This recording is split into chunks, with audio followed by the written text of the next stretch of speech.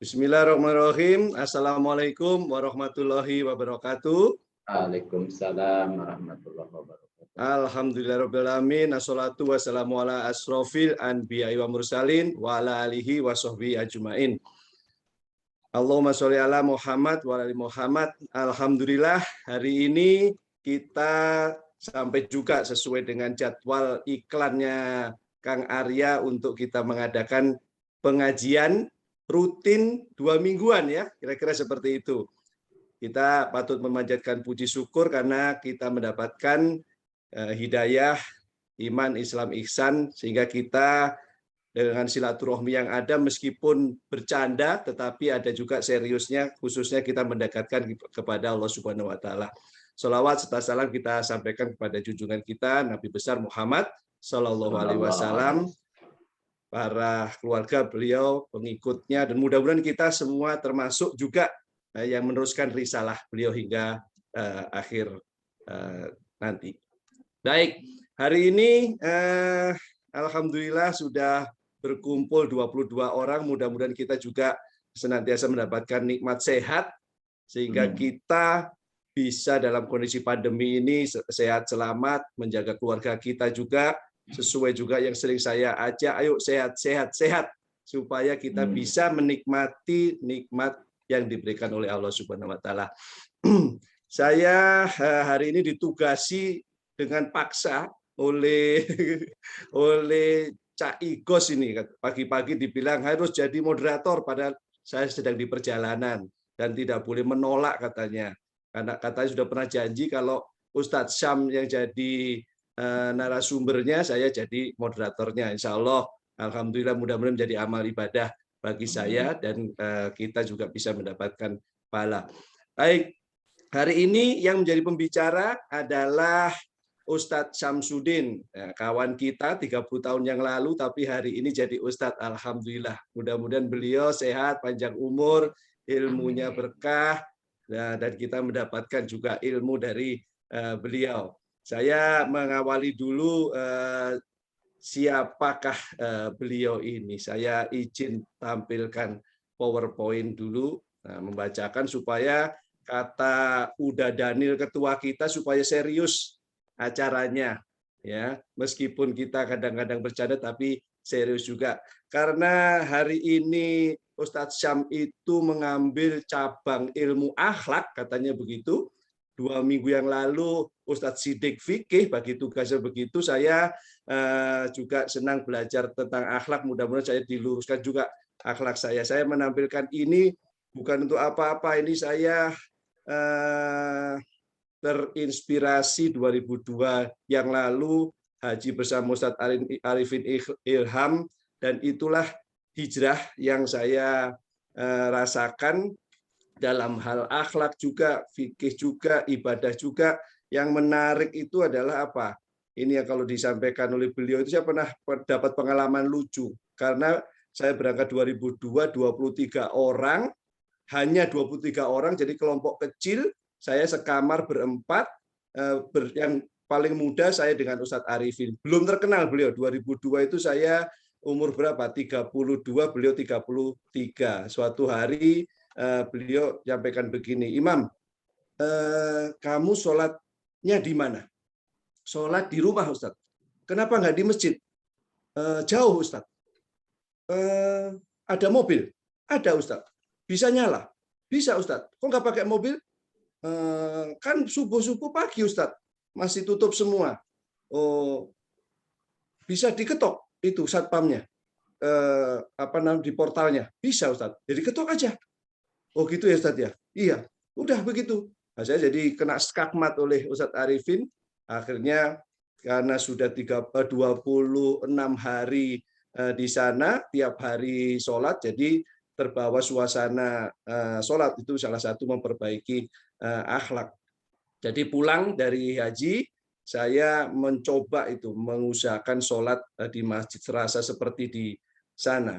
Pertama berat sekali menghidupkan mobil, membuka pintu pagar, kemudian membangunkan satpam, membuka portal, dan baru ke masjid. Waktu itu tinggal masih di Yasmin, masih di Masjid Darussalam agak jauh. Jadi begitu praktekkan, sudah. Terus tetap berhubungan dengan Ustadz Arifin, ditanya juga, sudah, alhamdulillah. Akhirnya sudah rutin, terasa enak lah sholat jamaah di masjid itu. Tapi lama-lama pakai mobil juga repot juga. Akhirnya saya belilah sepeda untuk ke masjid. Jadi kalau hari ini saya suka posting sepeda itu, sepedanya bukan buat kemana-mana, bukan seperti Teh Arum dan yang lain-lain, hanya untuk ke masjid.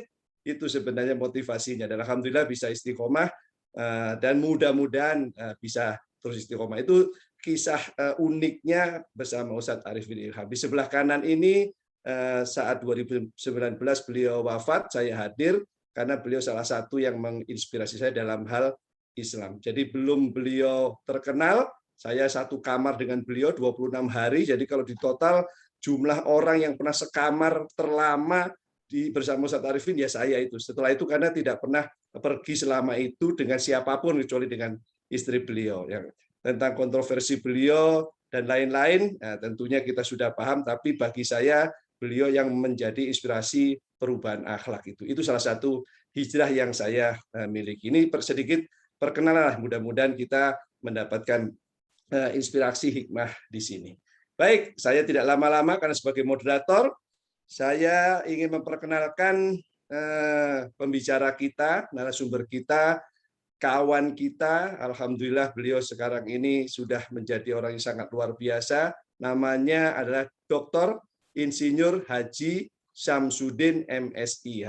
Lahir di Brebes 68, nah 2 tahun di atas saya berarti. Alamat di Darmaga, ya, di Sindang Barang. Nah, pendidikannya S1, S2, S3 di Bogor, ya, di IPB semua itu ya.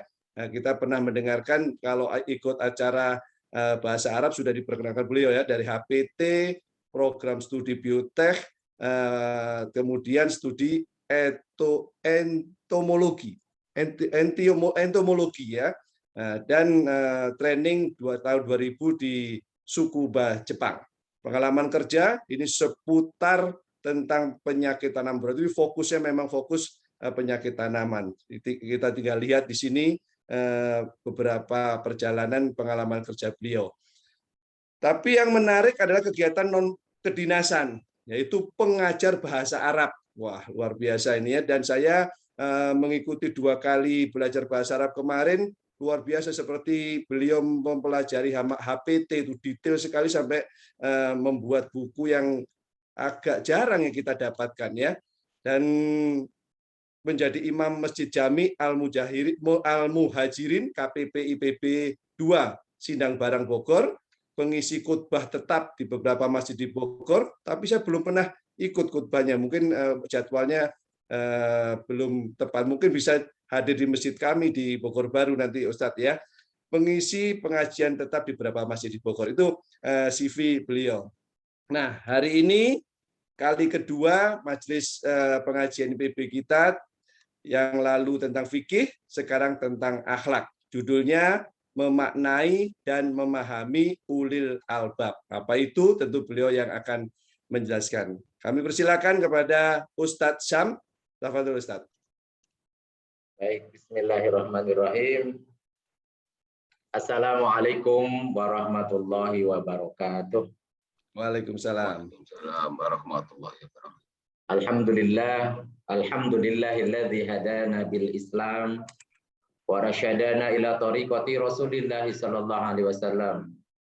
Asyhadu an la ilaha illallah wa khaliqul alam wa asyhadu anna Muhammadan abduhu wa rasuluh khairul anam. Allahumma shalli wa sallim wa barik ala sayyidina Muhammadin wa ala alihi wa man tabi'ahum bi ihsan ila akhiril ayyam. Amma ba'du. Puji syukur kita panjatkan kehadirat Allah Subhanahu wa taala. Sholawat dan salam semoga Allah limpahkan kepada suri tauladan kita Nabi besar Muhammad sallallahu alaihi wasallam, kepada keluarga, sahabat dan pengikutnya yang sama. Alhamdulillah Mas Imam sudah menyampaikan sepintas CV saya, dan rupanya hajinya bareng sama saya 2002. Teman nggak ketemu. Teman-teman sekalian, jadi saya juga nggak bisa nolak permohonan dari Mas Igos. Kan Mas Igos ini teman akrab saya walaupun udah lama nih nggak ketemu. Ya. Dulu mitra kerja sebenarnya, mitra kerja. Jadi saya kemudian dulu pernah membuat biopestisida yang berbahan aktifnya virus ulat bawang, virus Poroptera dan Exiwa dan Litura gitu ya. Kemudian yang memasarkannya itu Mas Igos gitu. Jadi di PT Natura Nusantara itu berapa tahun yang lalu ya. Alhamdulillah kita dipertemukan lagi dalam keadaan sehat walafiat, dan izinkan saya tentunya bukan dalam rangka menggurui, tapi ini sama-sama sharing dan motivasi kita bagaimana kita menjadi lebih baik semakin tua, dan insya Allah di ujung hidup kita menjadi orang yang husnul khotimah, ya di ujungnya yang baik. Dan izinkan saya menyampaikan materi ini yang tadi disampaikan sama Mas Imam, ya ini judulnya ke akhlak ya.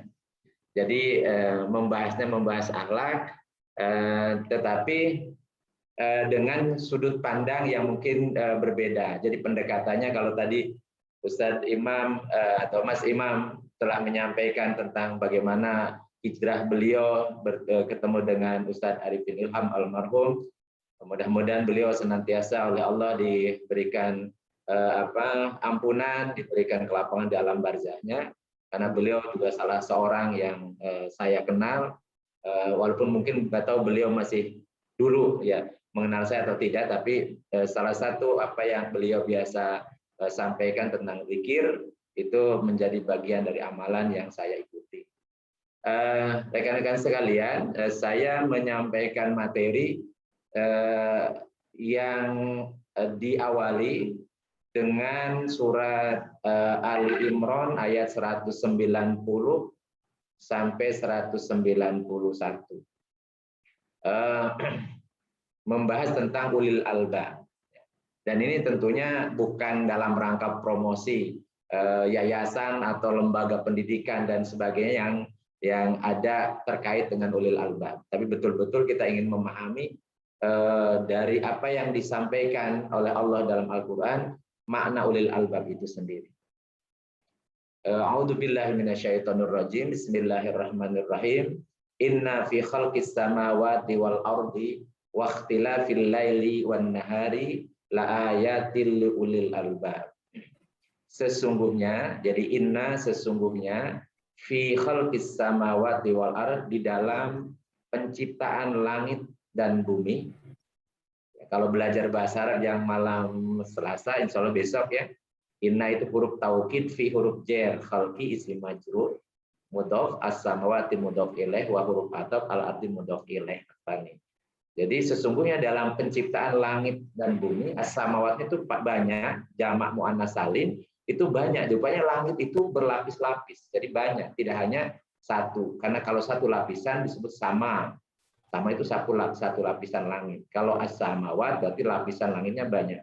Dalam penciptaan langit yang banyak lapisannya dan bumi, waqtilafil laili, dan berikhtilaf atau berganti, silih bergantinya al-laili wan nahari, antara malam dan siang, yang terus bergulir, tidak pernah berhenti, tidak pernah bosan ya. Dan ternyata tidak terasa kita pun sudah melalui, waktu kita awal masuk ke IPB tahun 88, ternyata sudah 33 tahun ya yang lalu. Jadi terasa kok baru kemarin ya. Padahal itu isinya adalah pergantian siang dan malam, itulah waktu. Dalam pergantian siang dan malam dan siang itu, la ayatil liulil albab. Di situ ada lam taukid, sungguh-sungguh, lamnya pendek la. Ayat jama dari ayatun, ayatun tunggal, satu tanda. Kalau ayat itu tanda-tanda, tanda banyak. Jadi sinyal-sinyal, tanda-tanda yang harus ditangkap. Liulil albab, untuk siapa? Untuk ulil albab. Nah, siapa sih ulil albab itu? Mestinya yang dimaksud ulil albab ya kita. Itu pasti, karena ayat Al-Quran ini diturunkan oleh Allah kepada Nabi Muhammad SAW, dan itu menjadi petunjuk bagi orang yang bertakwa. Jadi dalam surat Al-Baqarah ya, di ayat-ayat pertama, alif lam mim dzalikal kitabu la raiba fihi hudal lil muttaqin. Sungguhnya Al-Qur'an ini ya, Al-Qur'an ini tidak ada keraguan di dalamnya ya, sebagai petunjuk bagi orang-orang yang bertakwa. Jadi sasaran atau mukhatab yang diseru dalam ayat ini adalah kita semua. Itu ulil albab. Sering terjemahan ulil albab itu yang berakal. Tapi apakah memang seperti itu atau bagaimana maknanya? Ikhwanul rahimakumullah, hasil renungan dan pelajaran yang saya telusuri dalam ayat-ayat Al-Qur'an, kemudian dalam keseharian, dan pendapat-pendapat para ulama atau tafsir-tafsir dari Al-Qur'an, maka saya mengambil kesimpulan bahwa manusia itu terdiri dari 3 komponen. Dan ini mestinya kita sudah paham insya Allah. 3 komponen itu adalah yang pertama raga atau jasad bahasa Arabnya. Yang kedua ruh. Ruh itu bahasa Arab, bahasa Indonesianya nyawa. Yang ketiga jiwa, bahasa Indonesianya, bahasa Arabnya nafsu. An-nafsu ya, an-nafsu. Itu jiwa ya. Dan 3 komponen inilah kita. Tapi dari ketiga komponen ini, maka yang menjadi fokus kita ini adalah jiwa atau an-nafsi. Kenapa? Karena dari yang saya pelajari, ya, Rasulullah SAW menjelaskan kepada kita, Innallaha la yanzuru ila suwarikum wa amwalikum, walakin yanzuru ila qulubikum wa a'malikum. Atau dalam hadis yang lain mengatakan, Innallaha la yanzuru ila asamikum. Ila asamikum. Jadi sesungguhnya Allah tidak akan melihat kepada suar. Suar itu bentuk fisik atau aksesoris ya, penampilan. Dan juga harta yang kalian miliki. Akan tetapi yang Allah lihat adalah hati, qulub. Qulub itu jamak dari kolbun. Nah, kolbun itu sendiri apa? Yang biasa terjemahkan hati. Hati yang mana yang dimaksud? Itu tentunya yang dimaksud adalah al-qalbu, bukan fisik ya. Bukan hati dalam pengertian ya liver, bukan. Wa amalikum, dan perbuatan ya, aktivitas kalian. Nah, itu oleh karena itu kalau raga pasti ya itu terkait dengan hukum-hukum terkait dengan dunia. Dan kita memahami bahwa raga kita Allah siapkan itu melalui proses ya, proses pembuahan ya, melalui ayah dan ibu kita, kemudian kita lahir ya sebagai manusia tidak langsung bisa besar, tidak langsung bisa berdiri sendiri, tapi melalui proses pertumbuhan dan perkembangan, sehingga terus berkembang, tumbuh, dan ternyata sekarang sudah usia di atas 50 tahun semua ya, di antara kita ini yang angkatan 25 ya paling muda mungkin usianya 50 ya, paling muda atau 51. Karena saya dianggap termasuk yang tua ya, angkatan 25 tapi yang tua, usia saya sudah 53. Ya.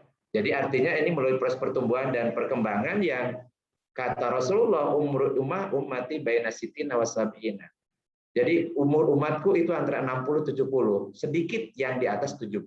Artinya kalau kita sudah usia 50 berarti sudah mulai dekat-dekat kepada selesainya ya masa hidup raga kita di dunia, atau disebut dengan ajal. Sudah mendekati ajal, batas ya kehidupan kita, raga kita di dunia. Nah, yang kedua adalah ruh ya. Ruh itu nyawa. Kita makanya kalau ada orang yang harus memahami sesuatu yang ada itu harus terindra, kita bisa tanya kepada yang bersangkutan, kita ini punya nyawa, tapi kalau kita ditanya tentang nyawa, benda padat, benda cair, atau benda gaskah dia, di mana letak nyawa kita, pasti orang tersebut tidak akan bisa menjawab. Dulu orang-orang juga bertanya kepada Rasulullah SAW dalam surat Al-Isra ayat 85, orang-orang yang dari kalangan ahlul kitab bertanya, wa yas'alunaka 'anir ruh. Dan mereka bertanya kepadamu wahai Muhammad tentang nyawa. Qulir ruhu min amri rabbi. Katakan wahai Muhammad, ar-ruh itu, nyawa itu min amri rabbi, di antara atau sebagian dari urusan Tuhanku. Urusan Allah. Wa ma utitum, dan tidaklah kalian diberi minal ilmi, sebagian dari ilmu tentang ruh ya. Illa qalila, kecuali sangat sedikit sekali. Makanya sampai sekarang tidak ada istilah ruhologi, ilmu tentang nyawa, nggak ada. Dan apa itu nyawa, hakikat nyawa, orang nggak tahu. Yang jelas kita punya nyawa. Dan membedakan antara yang bernyawa dan tidak bernyawa, yang memiliki ruh dan tidak memiliki ruh itu sangat jelas. Jadi kalau tidak punya ruh berarti dia mati. Mati sehingga badannya, raganya menjadi seonggok bahan organik yang akan menjadi pembusukan oleh bakteri atau macam-macam mikroba atau biota yang menjadi pembusuk ya, decomposer. Itu pasti ya. Kalau tanpa ruh, tapi kalau masih ada ruh, maka dia akan hidup dan akan melaksanakan metabolisme sel-sel tubuh kita. Itulah hakikat ruh. Makanya kita nggak tahu. Ya, ketika Rasul ditanya pun kemudian Rasul menjawabnya dengan katakan langsung jawabannya dari Allah bahwa itu urusan Allah. Kita tidak berilmu kecuali sedikit. Nah, kemudian yang ketiga, dan inilah sebenarnya kita namanya jiwa atau nafsu. Dan itu ada ilmunya, namanya ilmu jiwa, ilmu kejiwaan. Ada juga orang yang sakit jiwa, ada jiwanya sakit. Karena orang kalau disebut sakit jiwa identik dengan orang gila gitu. Padahal orang yang jiwanya sakit banyak, tapi nggak mau kalau disebut dengan sakit jiwa. Dan dalam Al-Quran ya surat Asy-Syamsi misalnya Allah menjelaskan dalam surat Asy-Syamsi mulai ayat 7 ya tentang apa itu jiwa. Wa nafsi wa masawat. Wa nafsi wa masawat. Demi, jadi Allah bersumpah demi jiwa. Dan apa-apa adalah dan penyempurnaan penciptaan jiwa itu. Fa'alhamaha, maka kami ilhamkan kepada jiwa. Jadi jiwa itu jenisnya kalau dalam pelajaran bahasa Arab mu'annas. Ya mu'annas. Jadi semua jiwa baik jasadnya laki-laki atau jasadnya perempuan, jiwanya itu mu'annas. Falhamaha, makanya pakai domirnya ha. Insya Allah besok kita belajar tentang domir ya, yang belajar bahasa Arab. Ya. Falhama, kami ilhamkan kepada jiwa fujuroha, fujurnya. Fujur itu jama dari fajirun. Orangnya disebut fajirun, yaitu keburukan orang berbuat jahat, ya. Berbuat maksiat. Ya. Fajir itu. Jadi potensi diilhamkan kepada jiwa itu potensi fujurnya, potensi berbuat jahatnya, berbuat buruknya. Wa taqwaha, tetapi juga Allah ilhamkan kepada jiwa itu sifat taatnya, takwanya. Maka kami ilhamkan kepada jiwa fujuroha wa taqwa. Qad aflaha man zakkaha. Sungguh sukseslah, beruntunglah ya. Sukseslah orang yang man siapa saja zakkaha yang mensucikan jiwanya. Ini tazkiyatun nafsi ya, mensucikan jiwanya. Sungguh beruntunglah, sungguh sukseslah orang yang mensucikan jiwanya. Wa qad khaba man dasaha, dan sungguh rugilah siapa saja orang yang mengotori jiwa. Jadi sebenarnya Allah menciptakan jiwa, kemudian jiwa itu digabungkan dengan raga dan ada ruhnya, maka fungsinya atau tugasnya sebenarnya adalah mensucikan jiwa dan membersihkan, itu tentunya membersihkan dari kotoran dan jangan mengotorinya. Karena kalau orang itu dalam kehidupan di dunia itu justru mengotori jiwanya, maka dia orang yang rugi. Rugi di dunia dan yang paling celaka, rugi di akhirat. Kenapa? Karena di dunia hanya beberapa tahun saja, paling banter 80-90 tahun lamanya, sedangkan kalau rugi akhirat, kholidina fiha, kekal selama-lamanya. Na'udzubillah min dzalik kalau saatnya kita rugi. Nah, bagaimana sebenarnya untuk membedakan bagaimana jiwa, raga, dan ruh, maka dicontohkan ketika kita tidur. Allah berfirman dalam surat Az-Zumar ayat 42, Allahu yatawaffal anfusa hina mautiha wallati lam tamut fi manamiha wa yumsikul lati qada 'alaihal mauta wa yursilul ukhra ila ajalin musamma. Inna fi dzalika la ayatin liqaumi yatafakkarun, itu akhir ayatnya. Allah akan mewafatkan, akan mematikan jiwa ketika dia watas matinya. Jadi mewafatkan jiwa, anfus, jama dari nafsu ya. Setiap jiwa atau jiwa-jiwa itu ketika matinya. Dan orang ya, dan jiwa ketika orang itu tidur. Lam tamut, belum mati tapi fi manamiha, pada tidurnya, pada sedang tidurnya. Jadi ketika tidur, jiwa kita keluar dari raga. Tetapi nyawa ada, ruh ada. Makanya kita lagi ngorok tuh. Mendengkur raganya karena nyawanya ada, tapi jiwanya keluar. Dan jiwa itu menembus ruang dan waktu. Karena bagi jiwa, ruang dan waktu itu berlaku hanya raga. Jiwanya bisa ternyata, jiwanya itu setback ke belakang. ya ke 30 tahun silam ketika masih di TPB atau 30 ya dia 2 tahun silam ya ketika di TPB ketemu sama teman-temannya macam-macam, berarti 30 tahun yang lalu. Ada kadang-kadang jiwanya ketemu sama orang sudah meninggal, artinya ke depan yang belum terjadi. Ya, itu jiwa. Kemudian juga ruang juga tidak berlaku. Raganya ada di tempat tidur, sedang tidur, tapi jiwanya menembus ruang itu, baik itu bangunan ataupun tadi di alam ya, di bumi ini. Oleh karena itu ketika kita tidur, maka jiwa kita sedang keluar ya, sedang melanglang buana entah kemana ya. Kemudian Allah menyatakan fayumsikul lati qada 'alaihal maut. Maka jiwa itu akan ditahan oleh Allah bagi siapa yang telah ditetapkan kematiannya. Makanya kenapa kalau mau tidur biasakan baca doanya ya, dipasang dulu baca doanya ya, doanya dipasang. Bismika Allahumma ahya wa bismika amut. Menyebut namamu ya Allah, aku telah hidup, dan dengan menyebut namamu ya Allah, aku akan mati. Jadi tidur itu adalah kematian. Karena jiwa kita keluar, nah kemudian wa yursilul ukhra ila ajali musamma. Kemudian kalau yang masih belum ditetapkan kematiannya, belum sampai ajalnya, maka Allah utus lagi itu jiwa dimasukkan ke dalam raganya. Ya, kenapa? Karena nanti matinya ila ajali musamma, telah batas ditentukan, nanti mungkin belum. Ya kita semua ini masih setiap bangun oleh Allah masih diutus tuh jiwanya dikembalikan ke raga kita. Makanya begitu bangun tidur kita mengucapkan alhamdulillahilladzi ahyana ba'da ma'amatana wa ila nusur. Ya. Jadi alhamdulillah segala puji bagimu ya Allah yang telah menghidupkan kembali kami sesudah kami mati. Ba'da ma'amatana wa ila nusur, dan kami akan kembali kepadamu. Nanti balik lagi kalau sudah ditetapkan wafatnya. Nanti ketika akan ajal tiba, ketika akan meninggal, maka jiwa kita ini akan dipanggil oleh malakul maut dengan mengatakan ya ayyatuhan nafsul mutmainnah irji'i ila rabbika radiyatan mardiyah fadkhuli fi ibadi wadkhuli jannati. Mudah-mudahan ayat ini untuk kita.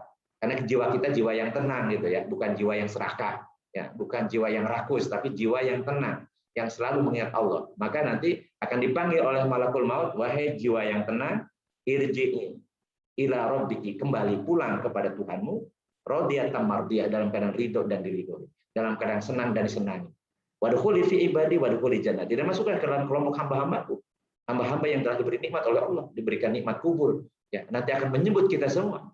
Wadkhuli jannati, dan masuk ke dalam surgaku, ditayangkan oleh Allah, diperlihatkan tentang kenikmatan surga. Maka insya Allah jiwa yang tenang ketika menghadapi sakaratul maut, dia akan tersenyum karena dihadapkan dengan tadi disambut oleh orang-orang makhluk-makhluk Allah, hamba-hamba Allah yang diridhoinya, dan diperlihatkan surga tempat kembali.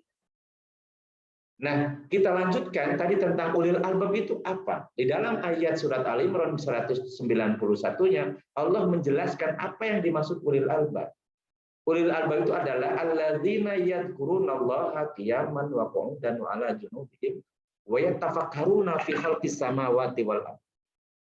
Dua aktivitas ini yang harus kita pahami, bahwa aktivitas yang pertama, dan ini tidak boleh urutannya, tidak boleh dibalik. Ada sebagian orang yang membalik, berpikir dan berzikir. Itu keliru. Karena redaksi Al-Quran itu pasti benarnya. Jadi yang pertama harus dilakukan oleh ulil albab adalah alladzina yadhkurunallah. Orang yang yadhkuruna, mereka-mereka. Jadi ulil albab itu adalah orang-orang yang, alladzina itu jamaah, orang yang yadhkuruna ini fi'il mudhari'. Fi'il mudhari' itu present continuous yang selalu senantiasa, ya, membiasakan zikir kepada Allah. Zikir itu apa? Mengingat Allah. Jadi orang-orang yang selalu mengingat Allah Subhanahu wa taala. Qiyaman ini hal ya dalam bahasa Arab, dalam keadaan dia berdiri, wa qu'udan atau dalam keadaan dia duduk, wa ala junubihim, bahkan ketika dia berada di atas pembaringannya, di atas tempat tidurnya ketika berbaring. Artinya dalam semua situasi dan kondisi, dalam aktivitas apapun, orang-orang ulil albab itu adalah orang-orang selalu zikir kepada Allah. Zikir artinya mengingat Allah. Ingat itu amalan akal, amalan qalbu. Jadi hati dan akal. Itu zikir, ingat ya. Lawan dari ingat adalah lalai. Lawan dari ingat adalah lalai. Di dalam Al-Quran disebutkan dengan sahun. Sahun itu lalai. Kan ada di antara orang yang sholat tapi lalai sholatnya. Kenapa?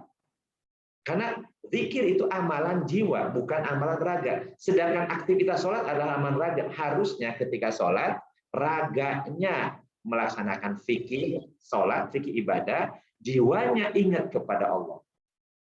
Maka ketika dia mengucapkan Allahu Akbar, ya mulutnya, raganya ini mengeluarkan kata-kata Allahu Akbar, jiwanya memahami bahwa Allah Maha Besar. Saya kecil, saya tidak ada apa-apa. Ketika dia mengatakan Subhanallah, Subhana Rabbil A'la wa bihamdi, Subhana Rabbil Azimi wa bihamdi, maka Maha Suci Allah. Saya tidak suci, saya banyak kekurangan, saya kotor, saya banyak maksiat, dan seterusnya. Sehingga orang yang raganya sholat, jiwanya zikir kepada Allah ketika sholat, artinya sholatnya menjiwai atau dijiwai, maka pasti sholatnya itu akan mencegah perbuatan keji dan munkar sesudahnya. Inna sholata tanha 'anil fahsya'i wal munkar. Sesungguhnya sholat akan mencegah perbuatan keji dan munkar bagi siapa yang jiwa raganya sholat. Tapi kalau raganya doang, maka diancam oleh Allah, fawailul lil musholli. Celakalah orang yang sholat. Maksudnya yang raganya doang, yaitu alladzina hum an sholatihim sahun. Itu orang yang dari sholatnya lalai, jiwanya nggak ikut. Ketika dia bilang Allahu Akbar, jiwanya sedang ada di pasar, jiwanya sedang mengerjakan proyek, jiwanya sedang menghitung-hitung keuntungan, jiwanya sedang macam-macam, sehingga ketika dia sholat dia lupa tadi sudah rakaat berapa. Dan itu yang terjadi pada kita. Jadi khusyuk sholat itu adalah menjiwai apa yang kita lakukan, apa yang kita ucapkan ketika sholat. Dan bukan hanya ketika sholat. Memang ketika sholat, inna sholata lidzikri, firman Allah. Sholat itu adalah, sesungguhnya sholat itu adalah untuk mengingatku. Tetapi Allah meminta kepada ulil albab, bahwa ulil albab itu kapanpun, dimanapun, baik ketika dia ibadah atau di luar ibadah mahdoh, dia tetap yadhkurunallah. Dia selalu ingat kepada Allah. Sehingga dia punya kesadaran, atau bahasa Arabnya idroksillah, kesadaran hubungan dengan Allah Subhanahu wa taala. Maka orang-orang ulil albab itu dia lisannya akan selalu mengingatkan jiwanya, ya. Jadi lisannya mengingatkan jiwanya dengan selalu berzikir. Alladzina amanu wa tatma'innu qulubuhum bidzikrillah. Orang-orang yang beriman maka akan tenang, tentram hatinya dengan ingat kepada Allah. Ala bidzikrillahi tatmainnul qulub. Ketahuilah, ini kata apa, huruf tanbih namanya. Ketahuilah, bidzikrillah, dengan zikir kepada Allah, dengan ingat kepada Allah, tatmainnul qulub, maka akan tenang hati. Nah, ucapan-ucapan apa saja yang itu sebagai indikator bahwa kita zikir kepada Allah. Yang pertama, la ilaha illallah, namanya tahlil. Tidak ada Tuhan kecuali Allah. Bukan Tuhan kita, bukan jabatan, Tuhan kita bukan uang, Tuhan kita bukan popularitas, Tuhan kita adalah Allah, hanya Allah. Minimalnya ketika kita berbuat apapun, maka sertakan nama Allah dengan ucapan Bismillahirrahmanirrahim. Jadi apapun yang kita lakukan, mulai dengan menyebut nama Allah. Artinya kita ingat kepada Allah. Lisan kita mengingatkan hati kita bahwa ini kita disertai oleh Allah dengan menyertakan Allah yang Maha Pemurah, yang Maha Pengasih lagi. Atau kemudian kita mengucapkan Subhanallah, Maha Suci Allah, supaya mengingatkan jiwa kita jangan merasa suci, jangan merasa bersih, jangan merasa hebat, jangan mensucikan diri kita, tapi sucikanlah Allah, karena Allah yang Maha Suci. Dengan mengucapkan Alhamdulillah, segala puji bagi Allah, karena Allah lah yang terpuji, kita ini tidak terpuji. Kalau ataupun ada yang memuji kita, itu karena Allah memberikan pujian kepada kita. Maka jangan pernah meminta dipuji dari manusia, tapi mintalah dipujinya dari Allah Subhanahu wa taala. Dan itu redaksinya kita ucapkan ketika kita sholat dalam at-tahiyat. At-tahiyatu mubarakatuh sholawatu thayyibatun lillah. Kehormatan, ya, keselamatan, keberkahan, ya, dan kebaikan itu adalah milik Allah. Maka minta kepada Allah Subhanahu wa taala. Jadi ini berzikir, ingat kepada Allah, kembalikan kepada Allah. Dan senantiasa kita mengatakan Allahu Akbar, Allah Maha Besar. Tidak pantas kita merasa besar. Jadi orang merasa besar itu dicontohkan, diamalkan sebagai contohnya adalah iblis. Tokoh yang merasa besar itu, takabur itu, merasa diri besar, itu adalah iblis. Aba wastakbar. Dia orang yang sombong, orang merasa besar itu aba wastakbar. Dia membanggakan diri dan menolak Maka Rasul mengatakan tentang definisi takabur atau sombong adalah batarul haq wa ghamtun nas. Jadi menolak kebenaran dan meremehkan orang lain, menganggap kecil orang lain. Mudah-mudahan kita tidak melakukan itu. Karena kesombongan itu sifat yang sangat dibenci oleh Allah Subhanahu wa taala. Dan ketika kita berbuat salah, maka biasakan kita memohon ampun kepada Allah. Itulah bentuk pensucian jiwa kita. Astagfirullahaladzim, alladzi la ilaha illa huwal hayyul qayyum wa atubu ilaih. Aku memohon ampun kepada Allah yang Maha Agung, yang tidak ada Tuhan kecuali Dia, yang Maha Hidup dan Maha berdiri sendiri, dan aku bertobat kepada. Itulah amalan yang pertama yang dilakukan oleh ulil albab, yang senantiasa mengkaitkan segala yang dia lakukan dengan Allah. Karena dia harus ingat terus kepada Allah. Karena orang-orang yang menggunakan akal sehatnya, jiwanya yang bersih, maka dia akan senantiasa ia dzikrullaha qiyaman wa qu'udan wa ala junubihim. Dan kemudian yang kedua, wa yatafakkaruna fi khalqis samawati wal ardh. Dan ulil albab itu orang yang selalu berpikir. Selalu berpikir. Apa itu berpikir itu? Karena ada sebagian orang tidak suka berpikir. Saya mah nggak mau mikir deh. Ya, udah saya mah yang nggak usah mikir-mikir. Padahal justru manusia itu diharuskan berpikir. Jadi ulil albab, ya, kenapa manusia itu lebih mulia dari makhluk yang lain? Karena punya akal, punya kemampuan untuk berpikir. Nah, seringkali berpikir dianggapnya sebagai aktivitas otak, padahal beda. Otak itu ada di raga. Tetapi berpikir itu amalan jiwa kita. Amalan jiwa kita. Memang otak adalah salah satu alat, perangkat, hardware-nya untuk berpikir adalah otak. Otaknya harus sehat. Tapi apa yang dimaksud dengan berpikir adalah mengkaitkan fakta yang terindra, ya, kemudian masukkan ke dalam akal, ke dalam otak. Di dalam otak kemudian akan dikaitkan dengan informasi tentang fakta itu. Maka muncullah pemahaman atau pemikiran. Biasanya orang berpikir itu paham. Tetapi ada orang yang hafal. Hafal itu aktivitas fisik. Hafal itu hanya memasukkan maklumat ke dalam otak, di sel-sel otak. Makanya orang yang hafal bisa lupa. Tapi orang yang paham tidak mungkin dia akan lupa. Jadi kita itu diminta untuk berpikir supaya paham. Dan orang-orang yang sudah paham, jiwa yang paham, jadi jiwa, amalan jiwa bukan raga. Orang-orang yang jiwanya paham tentang siapa dirinya dan harus bagaimana dia melakukan di dunia dan dia akan kemana, maka dia tidak perlu diajarin ketika jiwanya masuk ke alam barzah, ketika ditanya oleh munkar nakir, langsung jiwanya akan menjawab apa semua pertanyaan yang disampaikan oleh munkar dan nakir. Kenapa? Karena jiwanya sudah paham siapa Tuhannya, siapa nabinya, apa kitabnya, siapa saudaranya, mana kiblatnya, dan seterusnya. Kenapa? Karena itu biasa dia zikir kepada Allah dan biasa dia amalkan. Dia biasa memikirkan itu dan kemudian dia implementasikan dalam keseharian, dalam perbuatan. Itulah sebenarnya orang yang disebut dengan ulil albab. Jadi dia memfungsikan akalnya dengan selalu berzikir, tentunya dipadukan dengan qalbunya, dan kemudian dia mengasah akalnya dengan selalu ketika dia mengindra fakta-fakta, mengindra semua realitas-realitas yang ada, dia kaitkan dengan informasi sebelumnya. Tentunya informasi yang paling valid, yang benar adanya adalah dari Allah. Al-haqqu mir rabbika. Yang benar itu datang dari Tuhanmu. Yaitu Al-Quran. Hudan lil muttaqin. Petunjuk, buku petunjuk yang informasi yang valid, yang sahih adalah dari pencipta kita, dari Allah Subhanahu wa taala. Maka dia ketika dia melihat fakta apapun, dia kaitkan dengan senantiasa hatinya senantiasa ingat kepada Allah, maka dikaitkan dengan informasi yang datang dari Allah Subhanahu wa taala. Maka kemudian akan menyatakan ini halal, ini haram, ini wajib, ini sunnah, ini mubah, ini makruh, ini haram. Mana yang harus saya lakukan? Mana yang harus saya pilih? Mana yang harus saya kedepankan?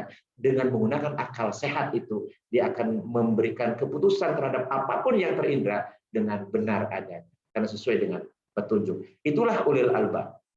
Dan ketika dia merenungkan setiap malam, ketika dia sholat malam, orang sedang tidur, dia merenungkan bahwa kata Allah Subhanahu wa taala, firman Allah Subhanahu wa taala, menurut sabda Rasulullah SAW, bahwa hidup di dunia itu adalah penggalan dari perjalanan panjang.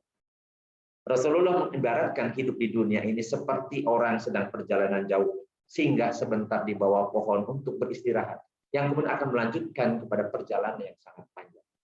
Kita sudah melalui, jiwa kita ini sudah melalui alam sebelum alam dunia ini. Dan kita sudah bersaksi di hadapan Allah ketika Allah mengatakan, apakah kalian bersaksi ya bahwa aku ada Tuhan kalian? Maka jiwa kita telah menjawab, bala syahidna. Betul ya Allah, kami bersaksi. Kemudian jiwa kita masuk ke alam dunia. Dan kemudian ada raganya. Raganya itu ya fisik kita sekarang ini.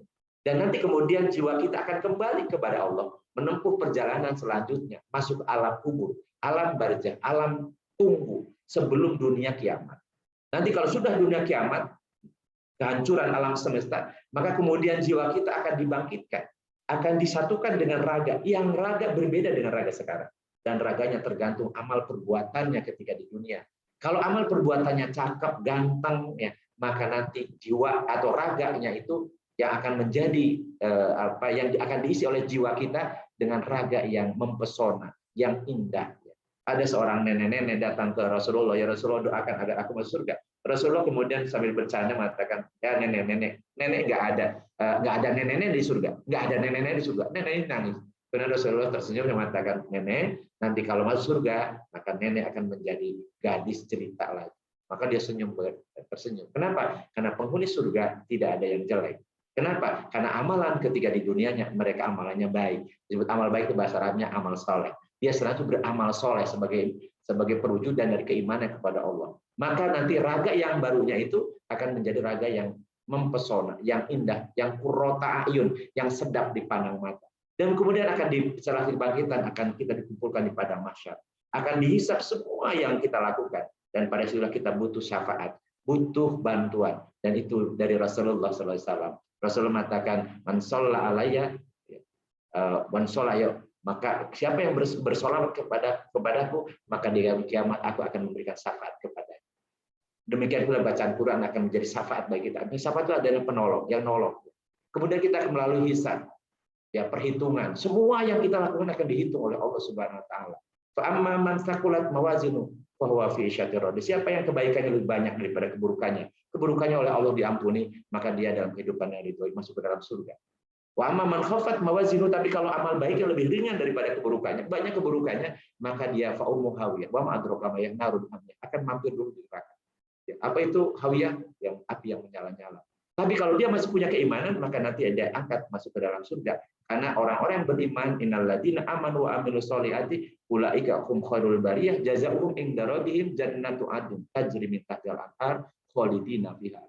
Orang-orang beriman dan beramal soleh itu sebaik-baiknya ciptaan Allah. Dan dia nanti di yaumul kiamah akan masuk ke dalam surga. Balasannya adalah surga Jannatu Adn yang akan mengalir di bawahnya sungai-sungai, mereka kekal selama-lamanya di dalam. Ya, kemudian akan penyerahan catatan amal, kemudian akan ada penimbangan, ada telaga nanti, ada sirat, ya. Jalan kemudian terakhirnya ujungnya di dalam jannah, fil jannah atau finnar. Naudzubillah min dzalik kalau kita finnar. Karena khalidina fiha. Bagi orang-orang yang tidak beriman kepada Allah, yang tidak beramal soleh, maka innalladzina kafaru min ahlil kitab wal musyrikina fi nari jahannam khalidina fiha. Ulaika hum syarrul bariyah. Semuanya orang-orang kafir, baik dari ahlul kitab ataupun dari orang-orang musyrik, maka mereka akan masuk ke dalam neraka kekal selama-lamanya. Mereka adalah sebuah ciptaan. Kenapa? Karena dia tidak meyakini Allah Subhanahu wa Ta'ala. Dengan selalu kita kemudian mengkaitkan ini semua dalam renungan-renungan kita bahwa hidup di dunia ini sementara, ada perjalanan yang harus kita berbekal dengan pahala, berbekal dengan kebaikan, berbekal dengan kemanfaatan ke orang lain dan seterusnya. Maka dia akan memberikan perbuatannya senantiasa memberi manfaat kepada orang lain. Perbuatannya senantiasa perbuatan yang Islam. Mudah-mudahan kita semua melakukan seperti itu. Jangan pernah kita tergoda. Rusak perbuatan itu karena godaan syaitan. Apa itu syaitan? Syaitan bukan makhluk, tapi syaitan adalah sifat. Minal jinnati wan nas, dari golongan jin dan manusia yang selalu yuwaswisu fi sudurinas, yang mewaswaskan dalam hati kita kepada manusia untuk selalu berbuat kecenderungan berbuat dosa. Tetapi itu semua akan dikalahkan dengan senantiasa kita yadkurunallaha qiyaman wa qu'udan wa ala junub wa yatafakkaruna fi khalqis samawati wal ardh. Godaan setan itu tidak akan berarti bagi orang yang selalu ingat kepada Allah, yang selalu zikir kepada Allah, bagi orang-orang yang selalu memikirkan bagaimana kehidupan ini dan bagaimana kelanjutan kehidupan ini. Sehingga dia akan terus terjaga meskipun setan terus menggoda. Insya Allah orang-orang seperti ini akan terhindar dari godaan setan. Ikhwanir rahimakumullah. Jadi sebagaimana yang disampaikan tadi oleh Mas Iman, kita membahas tentang akhlak. Dan akhlak itu memang ukurannya hanya kita yang tahu. Kita ini orang baik atau orang buruk. Kita ini orang yang sudah berbuat baik, ikhlas atau tidak. Yang perlu kita catat adalah semua yang kita lakukan punya konsekuensi, punya tanggung jawab, pertanggungjawaban di hadapan Allah Subhanahu wa taala. Lan tazula qadama 'abdin yaumal qiyamah hatta yus'ala an arba'i sholih an umrihi fi ma'anafa an syababihi fi ma'abla wa an malihi min aina iktasabu aina anfaqahu wa an ilmihi madza amila bihi. Seseorang nanti di padang mahsyar tidak akan tergeser kakinya sebelum selesai diperiksa tentang 4 hal. Pertama, umurnya dihabiskan untuk apa? Masa mudanya digunakan untuk apa? Hartanya dari mana dia peroleh dan kemana dia gunakan? Dan ilmunya dimanfaatkan untuk apa? Maka kalau sudah selesai semua diperiksa, maka baru kemudian kita akan mendapatkan tadi keputusannya. Keputusannya tergantung bagaimana kasih sayang Allah Subhanahu wa taala. Kalau kita diampuni keburukan kita dan kebaikan kita diterima oleh Allah, dibalas dengan pahala yang besar, maka kita menjadi orang-orang yang beruntung. Tapi sebaliknya, kalau justru kita banyak berbuat dosa, berbuat kerusakan, dan tanpa dia sadari, tidak sempat dia bertobat kepada Allah, tidak sempat membersihkan noda-nodanya, dia kotor jiwanya, dan sampai di bawah mati, Allah murka kepadanya, maka kesengsaraan yang akan dia hadapi selama-lamanya. Na'udzubillah. Demikian yang ingin saya sampaikan, kurang dan lebihnya mohon maaf. Nanti bisa kita ngobrol-ngobrol. Jadi ngobrolnya ini ngobrol tentang akhlak, jadi bagaimana kita mengaplikasikan dalam sehari-hari. Karena hawa nafsu itu tidak pandang bulu, tidak mau yang berpendidikan tinggi, tidak tahu yang itu kaya atau miskin atau yang bodoh, semuanya menjadi sasaran dari hawa nafsu. Hawa nafsu disebut dengan juga setan, dari golongan jin dan manusia. Ya, jangan sampai kita menjadi bagian dari golongan setan. Allah mengingatkan kita, ya, wala tattabi'u khutuwati syaiton innahu lakum aduwwum mubin. Jangan kalian ikuti langkah-langkah setan, karena setan itu musuhnya nyata bagi kalian. Jangan justru kita menjadi setan, naudzubillah. Kita mengajak orang-orang berbuat maksiat. Justru kita harus sebaliknya. Ambil itu orang-orang sedang tergelimang dengan kemaksiatan, kita ajak untuk ke jalan yang benar, ke jalan yang lurus, agar dia selamat di dunia dan di akhirat. Jangan justru kita sebaliknya. Jadilah kita orang berhijrah dengan sungguh-sungguh ke hijrahnya, bukan untuk popularitas, bukan untuk nama, untuk dilihat orang, bukan. Tapi memang itu yang kita butuhkan. Karena kalau kita tidak hijrah sekarang, mau kapan lagi? Karena masa besok kita nggak tahu masih hidup atau tidak. Karena ajal Allah hanya yang menentukan, bukan kita. Kita bisa berangan-angan ingin panjang umur, tapi kalau seandainya Allah menetapkan besok kita sudah diwafatkan, maka kita tidak bisa berbuat apa-apa. Demikian yang saya sampaikan, saya kembalikan waktu kepada Mas Imam. Assalamualaikum warahmatullahi wabarakatuh. Waalaikumsalam warahmatullahi wabarakatuh. Alhamdulillah, Ustadz Syam luar biasa ini ilmunya. Ya, mudah-mudahan kita bisa mencerna apa yang disampaikan dengan baik tadi ya. Kita seperti kuliah, tapi beda ini kuliahnya.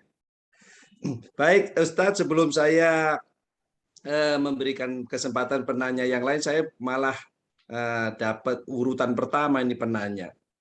Ya, ini karena akhlak berarti berhubungan dengan perubahan. Alhamdulillah tadi di slide yang 2 terakhir yang sempat dilompati itu, padahal penting itu saya tadi tunggu-tunggu, yaitu bersyukur kita dipilih menjadi umat Islam. Sepertinya begitu slide yang 2 terakhir itu ya Ustadz ya. Karena konsepnya berbeda. Ini kita kan ulil albab, orang yang berakal, jiwa raga, ruh jiwa raga, berbeda itu dengan konsep mensana in corpore sano. Ya itu di slide yang 2 terakhir itu saya, tapi nggak sempat dibahas itu ya. Kalimatnya berbeda itu, di dalam tubuh yang sehat terdapat jiwa yang kuat. Nah, sementara yang disampaikan dalam konsep Islam itu berbeda. Nah, gimana itu penjelasannya Ustadz? Silakan. Jadi kita patut bersyukur menjadi umat Islam ini. Ya, baik.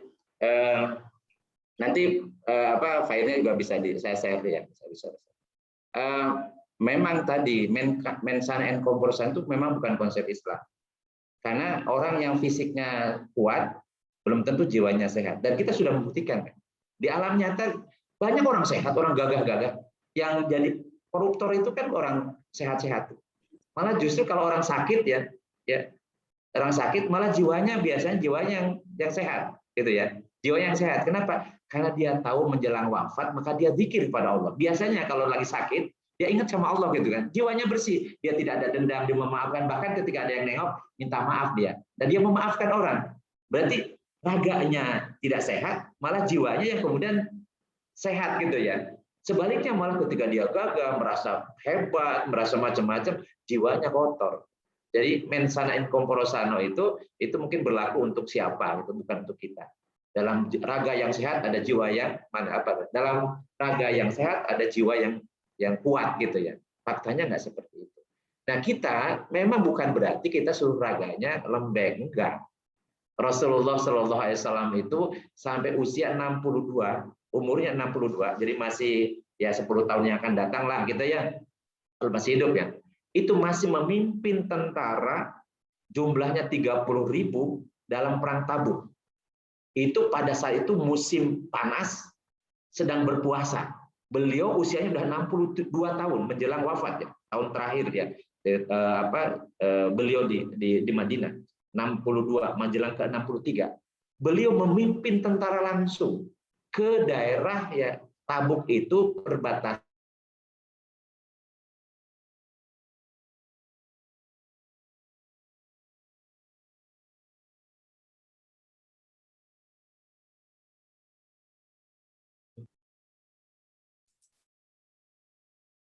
Maaf Ustadz, suaranya ini ya. Oh iya, saya pikir sinyal saya, rupanya Ustadz ya. Kenapa udah bisa dari Ustadz kayaknya. Oh iya, berarti sinyalnya Ustadz ini yang hilang. Saya pikir tadi sinyal saya. Iya, berarti Ustadz ya.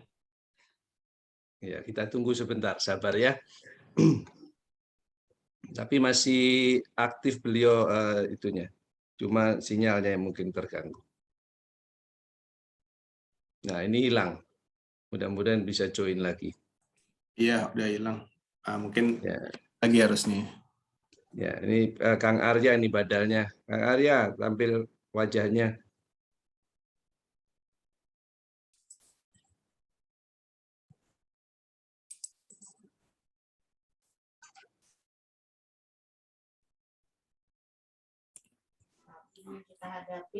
Ustadz Imam Damang.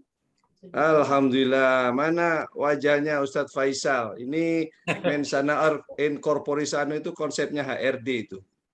Ini belum mandi baru pulang, jadi ini aja ya. Ya, mensana in corpore sano kan konsepnya HRD itu yang terbalik. Yang lain mana nih wajahnya nggak ada semua? Iya, termasuk yang barusan bicara nggak ada wajahnya juga. Saya Mbak Linda ya. Iya, mana Uni? Bentar Unisri ya. mana Unisri? Iya, masih di dapur kayaknya. Oh iya, menyimak nggak dari awal tadi? Nyimak lah. Alhamdulillah. Iya. Telat ngantuk soalnya. Makanya saya tukang foto saya kirim terus aja itu daripada menunggu-nunggu nanti dikirimin Kang Arya langsung tune in. Dilihat nih, Uni Iran nulisnya manusia tanpa wajah. Oh iya, betul. Teh Eval mana nih wajahnya Teh Eval? Aduh, kemana itu Pak Ustadz? Hilang. Nah itu baru join. Baru join lagi. Baru join lagi. Lagi coba masuk mungkin Ustadz. Nah, baru join lagi. Sal mana Sal? Wajahnya nggak ada. Nah, ini Ustadz hilang ya? Oke, apa Nando? Ini apa? Ikonet ini agak repot ini. Iya. Ya, tadi balik lagi. Ustaz. Ya, balik lagi. Tadi jadi kelupa. Jadi bagaimana Rasulullah mengajarkan kita sehat, ya. Jadi bahkan dulu olahraga yang sangat disukai oleh beliau itu adalah gulat, berenang, memanah, berkuda. Tapi itu dalam rangka apa? Itu dalam persiapan supaya badan beliau itu kuat karena siap untuk perang. Perang itu adalah bukan hanya sekadar fisik yang kuat, tetapi mentalitas yang luar biasa kuatnya. Karena dia tidak takut berhadapan dengan musuh kan gitu ya. Nah kita ini terkadang tadi kok bangga kayaknya sehat macam-macam, tapi jiwanya pengecut. Contohnya apa? Tadi pengen dapat uang banyak dengan cara curang, itu pengecut sama jiwanya. Jadi orang-orang yang culas, yang curang itu sebenarnya walaupun fisiknya kuat, sehat gitu ya, tapi cuma jiwanya lemah sekali. Ya tadi dikit-dikit sudah mengeluh, penuh keluh kesah macam-macam gitu ya. Ya begitu ada COVID pada ngumpet semua gitu ya. Yang ditakutin sebenarnya apa? Iya kan? Jadi justru jadi masalah, jadi jiwa raga yang kuat itu ternyata banyak masalah jiwanya lemah. Nah kita ulil albab itu suruh tadi ya, jiwanya yang kuat, maka raga berusaha untuk jadi sehat. Kalau ataupun tidak sehat, karena raga ini ya macam-macam gitu ya, ya komponen untuk sehatnya ya ikhtiar kita. Karena kalaupun kita sudah berusaha, kadang-kadang Allah menguji kita dengan sakit kan gitu. Jadi ya kita sudah berusaha menjaga kesehatan, tapi ternyata kadang-kadang sakit. Jadi jangan khawatir, karena sakit bagi orang beriman itu bagian dari ujian yang akan membersihkan dosa-dosa. Jadi jangan khawatir. Demikian pula sehat juga ujian gitu. Hati-hati kalau diberikan kesehatan, jangan justru lupa kepada Allah.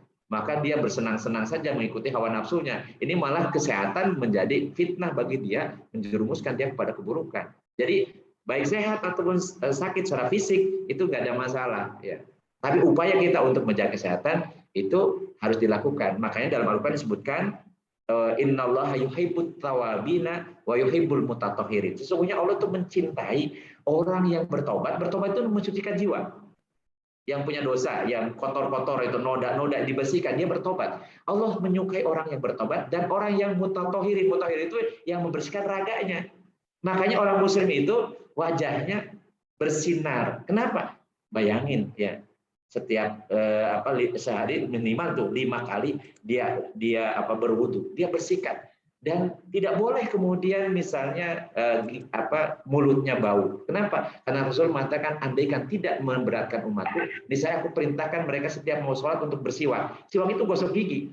Dulu alat untuk gosoknya kayu arak gitu. Tapi kalau sekarang kan ada pasta gigi macam-macam. Jadi orang yang biasa mutatahhirin itu pasti mulutnya juga aromanya enak gitu. Kemudian dibiasakan juga istinsak. Istinsak itu menyedot air ke hidung. Maka COVID juga akan hilang tuh. Jadi dan bagaimana Rasulullah ketika dapat hadiah seorang tabib dari Romawi, kemudian ketika dia bertugas di Madinah, nggak ada pasien. Datang kepada Rasulullah, wahai Muhammad, kenapa di sini nggak ada pasien? Apa jawab Rasulullah? Kami adalah orang-orang yang makan kalau sudah lapar dan berhenti makan sebelum kenyang. Dan mereka bersenantiasa sering berpuasa. Ya, maka sumu tasiyu, kata Rasulullah, berpuasa kalian maka sehat. Nah, bagaimana dulu Rasulullah mengajari kita untuk tadi menjaga kesehatan. Tetapi yang paling penting memang mensucikan jiwa. Nah, kita dipadukan tuh. Jiwanya disucikan, kemudian fisiknya disehatkan. Insya Allah. Jadi dibalik saja, nggak tahu mensan and korsal jadinya apalah. Terserah Mas Imam lah, dibikin istilahnya, istilah baru. Gitu Mas.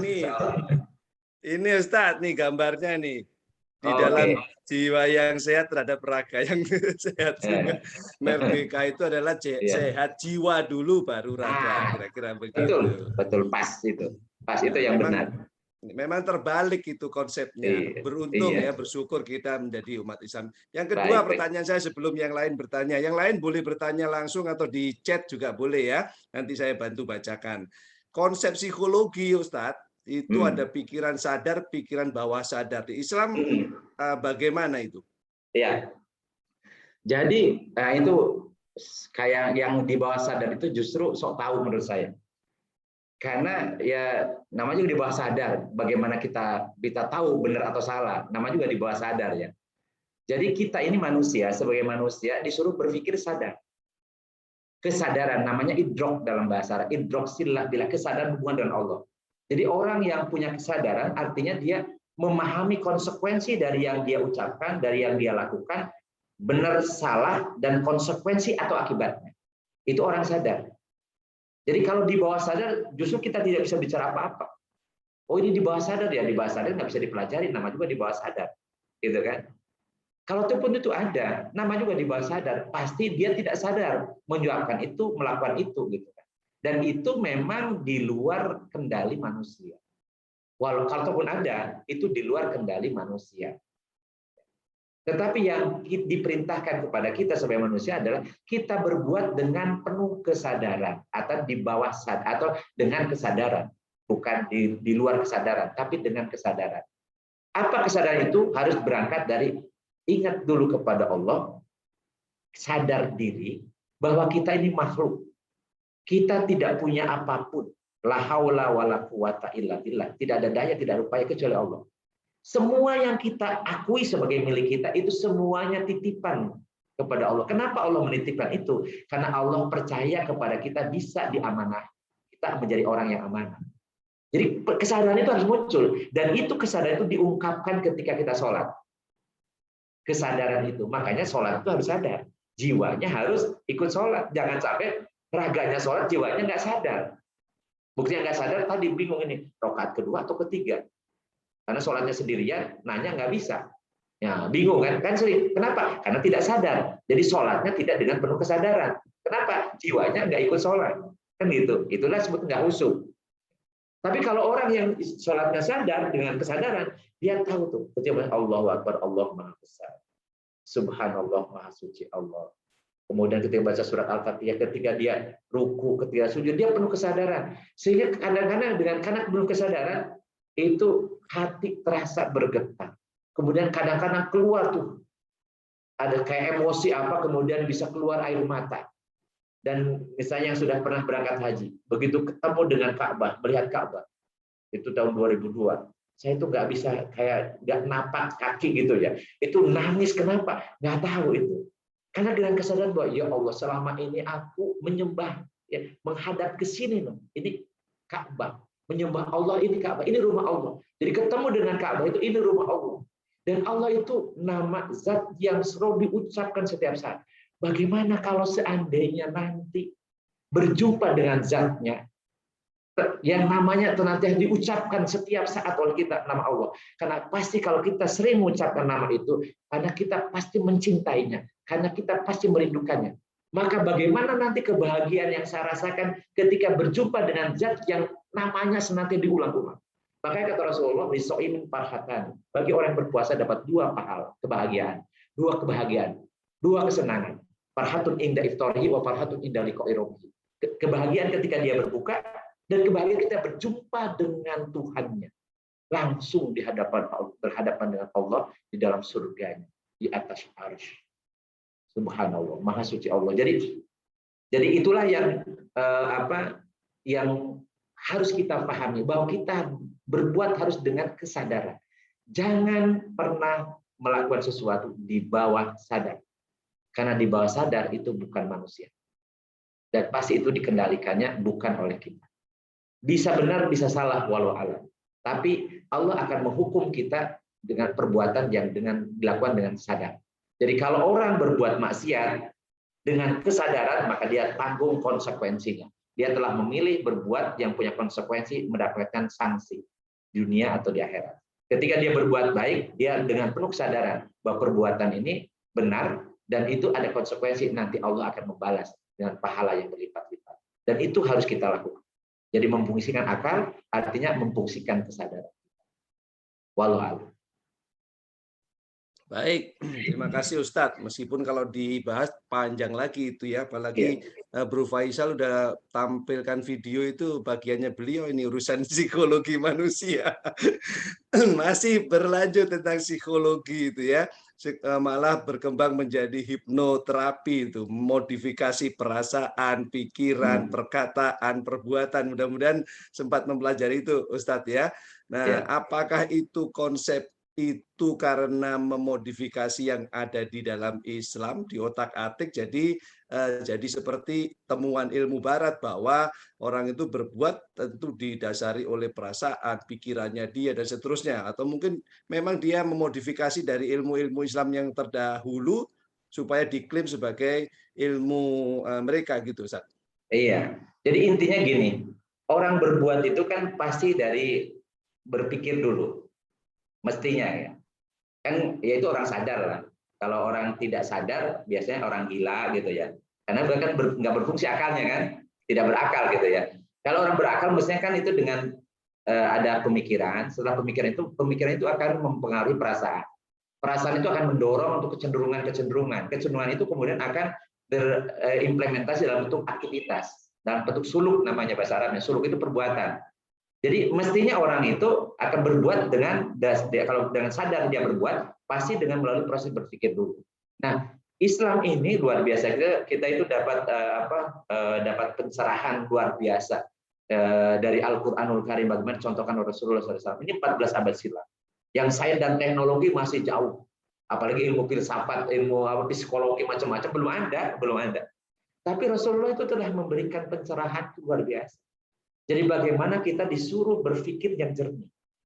Ya di dalam Al-Quran disebut memikirkan tentang penciptaan alam semesta, silih bergantinya siang malam. Itu ada tanda-tanda bagi orang siapa yang selain berzikir kepada Allah, ada yang berpikir, memikir ya tafakkaruna fi khalqis samawati. Dia suruh berpikir, kemudian suruh mikir juga fal yang duril insanu mimma khuliqa. Hendaklah manusia memikirkan, melihat ke dalam tubuhnya bagaimana dalam diri mereka diciptakan. Atau misalnya tentang ibil, tentang apa, pada saat itu ada unta, ada gunung-gunung macam-macam. Dia suruh berpikir itu. Jadi betul-betul Rasulullah itu menyuruh kita menggunakan akal sehat. Nah, ternyata 14 abad kemudian banyak orang yang punya akal tapi akal sehatnya nggak digunakan. Yang digunakan hawa nafsu, serakahnya ya, luar biasa gitu ya. Jadi ini menjadi tadi kalau saya anggap sekarang kita ini orang yang maju, sebenarnya kita ini orang terbelakang. Ya. Kok kita punya akal sehat kok nggak dipakai gitu. Dan kalau tidak pakai akal sehat ya sama aja dengan binatang itu.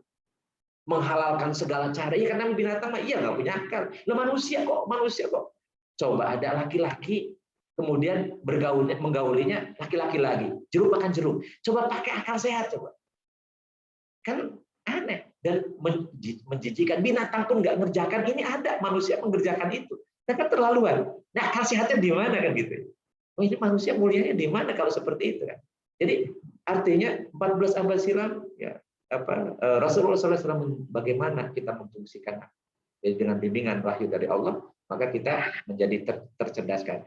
Maka mungkin ya apakah ilmu-ilmu yang dikembangkan di barat itu memang mengadopsi tapi kemudian memodifikasi dari Islam ya sangat mungkin. Tapi bisa jadi memang itu memang yang mereka pikirkan dengan objektif kemampuan berpikir mereka yang kemudian ya tadi artinya kalau tidak ada panduan ya bisa salah gitu.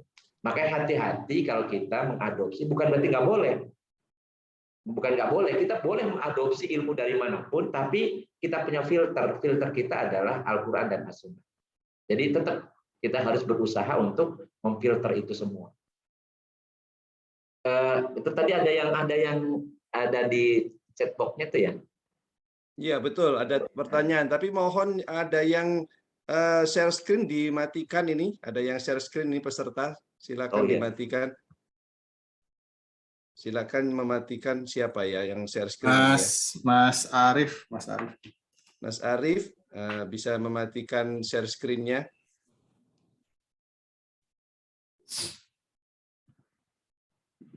Oke, baik. Ini pertanyaan dari Mbak Santi. Ustadz mau nanya, selain dengan berzikir, apalagi yang wajib dilakukan untuk membersihkan jiwa dan apa ciri-ciri jiwa yang sehat? Baik, zikir itu lafzi, maksudnya lafaz ya, talafud. Tadi subhanallah, alhamdulillah, la ilaha illallah, Allahu akbar itu lafaz zikir. Tapi zikir itu seperti apa? Sebenarnya hati kita senantiasa ingat kepada Allah. Bentuk ingat kepada Allah itu apa? Seperti kalau kita mengerjakan sesuatu, saya ngerjakan ini kenapa? Karena ini boleh oleh Allah. Oh, karena ini sunnah. Menurut Allah ini sunnah. Oh ini wajib. Jadi mengerjakan sesuatu berdasarkan ini boleh atau tidak boleh menurut Allah. Itu adalah bentuk zikir yang sebenarnya. Sedangkan talafuz zikir itu adalah lafadznya, dan itu ibadah sunnah. Ya. Jadi bisa jadi orang mulutnya qomat kamit berzikir, tapi hatinya tidak zikir, tidak ingat.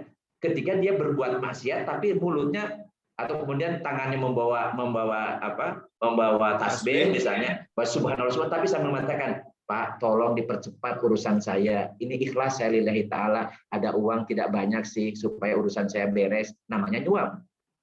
Kata pejabatnya, oke deh, tapi ikhlas lah nih. Ikhlas Pak, lillahi ta'ala. Tapi kata Rasulullah, ar-roshi wal murtasi fitnah. Orang yang nyuap sama yang disuap, ya, menyuap yang disuapnya, dua-duanya di neraka. Itu bukan sedang zikir namanya. Mulutnya bilang ikhlas, bilang tasbih macam-macam, bawa tasbih di segala, tapi aktivitasnya bertentangan dengan hukum Allah. Itu bukan sedang zikir. Jadi bentuk zikir yang sebenarnya adalah mengkaitkan setiap perbuatan kita dibolehkan atau tidak oleh Allah Subhanahu wa taala. Itulah bentuk zikir yang sebenarnya. Sedangkan mengucapkan tadi tasbih, tahlil, tahmid adalah zikir lisan. Dan itu hukumnya sunnah, disunahkan. Tetapi kalau zikir hati mengkaitkan semuanya dengan hukum-hukum Allah, ingat terus kepada Allah, boleh atau tidak dari Allah, membuat ridho Allah atau tidak, membuat murka Allah atau tidak, itu adalah bentuk zikir yang sebenar. Itu zikir. Nah, bagaimana cara tadi yang membersihkan yang lain? Tentunya membersihkan jiwa itu pertama dengan berbuat baik. Baiknya diniatkan karena Allah. Supaya dapat nilai, jadi amal soleh itu dua syaratnya. Al-qasdu lillahi wahdah, tujuan melakukan itu karena Allah yang merintahkannya atau karena Allah Subhanahu wa taala, disebutnya ikhlas, dan perbuatan itu benar sesuai dengan yang ditetapkan oleh Allah dan Rasul-Nya. Muwafiqun li syar'i. Jadi kalau perbuatan itu benar tapi tidak ikhlas, Allah tidak akan terima. Artinya hati karena kebenaran itu tidak bernilai karena tidak dilandasi dengan niat karena Allah. Tetapi ikhlas saja kalau nggak benar juga nggak akan diterima. Sehingga kita kalau berbuat, ini cara membersihkannya, bagaimana kita berbuat benar ikhlas. Ikhlas benar ya mana saja yang duluan, ya tidak berat benar ikhlas. Benar itu boleh nggak menurut Allah ya? Benar nggak? Kemudian, kadang-kadang yang paling susah kita mengendalikan niat ini, ikhlasnya ini. Kenapa? Karena ketika kita berbuat ada namanya gorijatul bako, ingin dilihat orang, namanya riya, ingin didengar orang, namanya sum'ah, ingin orang menghargai kita, ya, yang namanya ujub, gitu. Kalau kita malah bangga, dan ingin kita dianggap menjadi orang yang hebat, orang yang besar, namanya takabur, jadi sombong, dan seterusnya. Itu penyakit jiwa. Nah, jadi bagaimana cara membersihkannya? Yang bersihkan sifat itu. Sikap ujub itu bangga akan dirinya. Sikap takabur, sombong, menganggap orang lain tidak ada apa-apanya, kecil semua, kalau tidak saya yang paling hebat. Itu sombong, itu penyakit hati. Fi qulubihim maradun. Fi qulubihim marad, dalam hati mereka ada penyakit. Ya. Penyakit. Jadi penyakit inilah yang mengotori jiwa kita. Dan itu kita coba bersihkan. Ada fitnah, ada namimah, ada ghibah, macam-macam, itu penyakit-penyakit dalam hati kita. Ya. Kemudian kalau sudah terlanjur melakukan, maka istighfarlah. Lisannya istighfar, tapi hati kita bertobat. Bertobat itu artinya kita tidak mau mengulang lagi. Kita merasa menyesal karena melakukan itu, tidak melakukan lagi selama-lamanya. Maka kita disebut orang yang bertobat. Tobat adalah salah satu cara untuk membersihkan jiwa. Bagaimana ciri orang yang jiwanya sehat? Orang yang jiwanya sehat itu senantiasa dia mengikuti akhlak Rasulullah SAW. Ya. Jadi akhlak Rasulullah. Akhlak Rasulullah seperti apa sih? Ya, yang sudah haji misalnya, ketika sudah haji Rasulullah mengatakan al-hajjul mabrur laisal jazau ilal jannah. Haji yang mabrur itu tidak ada lagi balasannya kecuali surga. Kemudian ada sahabat bertanya, "Wa ma birru ya Rasul?" Tanda mabrurnya itu apa ya Rasulullah? Apa kata Rasul? Layyinul kalam wa it'amut ta'am. Itu kata-katanya itu lain. Kata-katanya itu tidak membuat orang gelisah, sakit hati, macam-macam enggak. Tidak seperti yang di haji dan di sinetron itu loh. Yang di sinetron itu kan, haji itu kan. Ada kan yang itu kata-katanya lekit. Haji mabrur itu layyinul kalam. Kata-kata itu lembut, enak, memberikan motivasi, memberikan energi positif dan seterusnya. wa it'amut ta'am, dan memberi makan orang-orang yang membutuhkan makan. Jadi memotivasi kebaikan gitu. Itu salah satu saja. Orang yang berpuasa, apa sih tanda baiknya puasanya diterima oleh Allah? Bahwa setelah puasa dia menjadi orang yang selalu peduli dengan orang miskin, orang yang kelaparan, dia mau berbagi dan seterusnya. Dan orang-orang yang bersih jiwanya itu akan disiapkan oleh Allah surga. Dan disebut dengan orang yang bersih jiwanya disebut orang yang bertakwa. Wasari'u ila magfiratin min rabbikum wa jannatin 'arduhas samawati wal ardu uiddat lil muttaqin. Bersegera kalian kepada ampunan dari Allah, jadi membersihkan jiwa kita, dan ke surga yang luasnya seluas langit dan bumi, disediakan untuk orang yang bertakwa. Siapa sih yang calon penghuni surga yang kaplingnya sudah disiapkan oleh Allah? Alladzina yunfikuna fis sarra'i wad dharra. Ini cara tip untuk membersihkan jiwa kita. Yaitu orang-orang yang selalu berinfak, selalu memberi, selalu berbagi dalam keadaan lapang ataupun sempit. Wal kadiminal ghaidh, dan orang yang mampu menahan marah. Jadi bukan pemarah. Kalau saya tidak bangga dengan ada pemimpin yang kerjanya marah-marah terus, itu justru ketidakmampuan dia mengendalikan hawa nafsunya.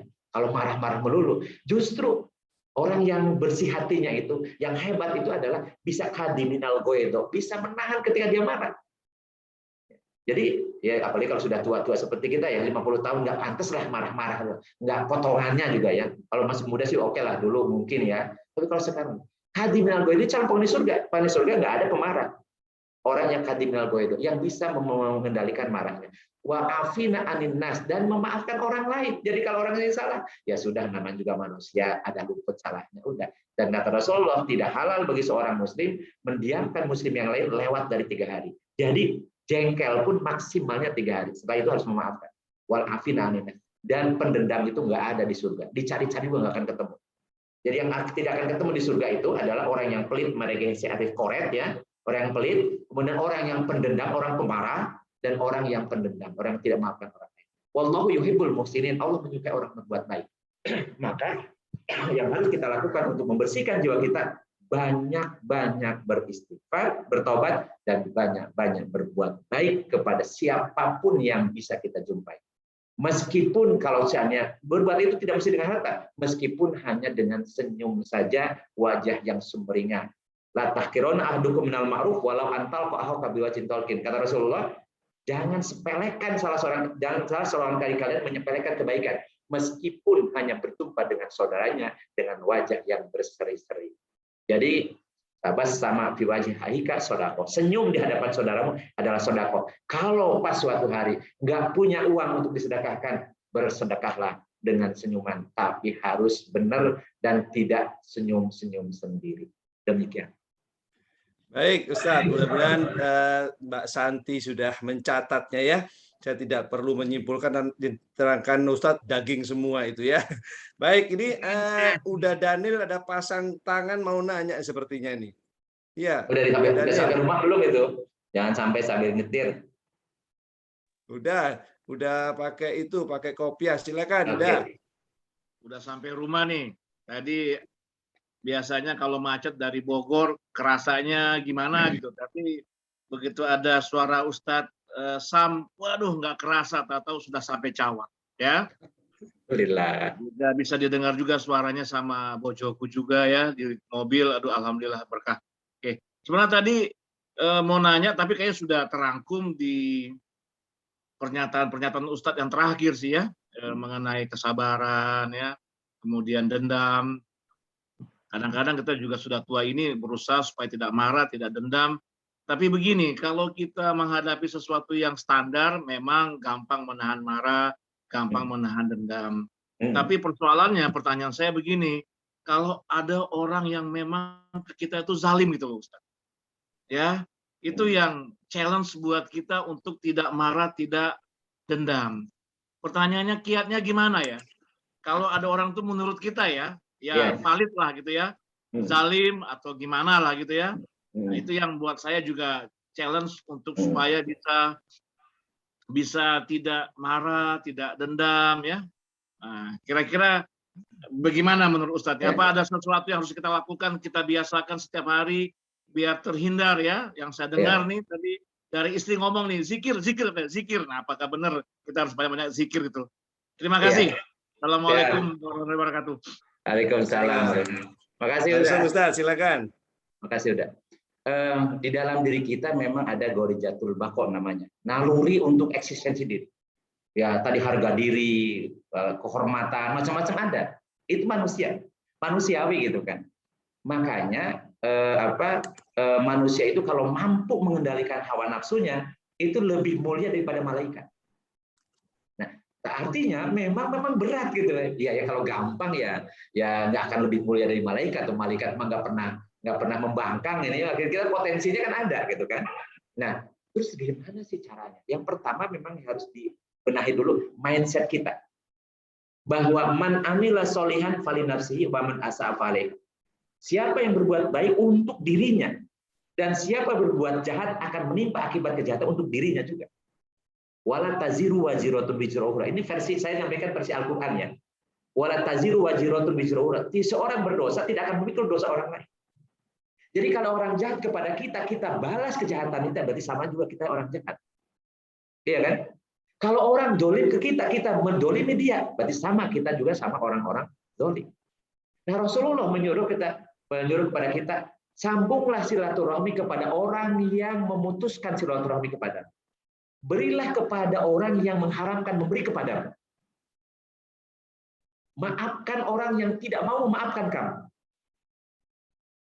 Tapi berat, yaitu makanya pahalanya surga. Kadiminal goedo itu berat, Bang. Berat kadiminal goedo itu. Apalagi ini harga diri saya. Harga diri keluarga saya, harga diri jabatan saya, macam-macam kan cerita tentang harga diri. Memang dirimu mau dihargain berapa? Iya kan? Dibandingkan dengan kemuliaan yang Allah sudah siapkan, yaitu surga yang mengalir di bawah sungai-sungai, seluas langit dan bumi disediakan untuk bertakwa. Dan syarat untuk menjadi penghuni surga yang seluas langit dan bumi adalah pertama orang biasa berbagi dalam keadaan lapang atau sempit, orang yang menahan amarahnya, orang yang memaafkan orang lain, dan orang yang berbuat baik. Kalau mau jadi penghuni surga ya harus gitu, suka nggak suka, berat atau ringan, harus dilakukan. Maka doanya Allahumma paksakeun.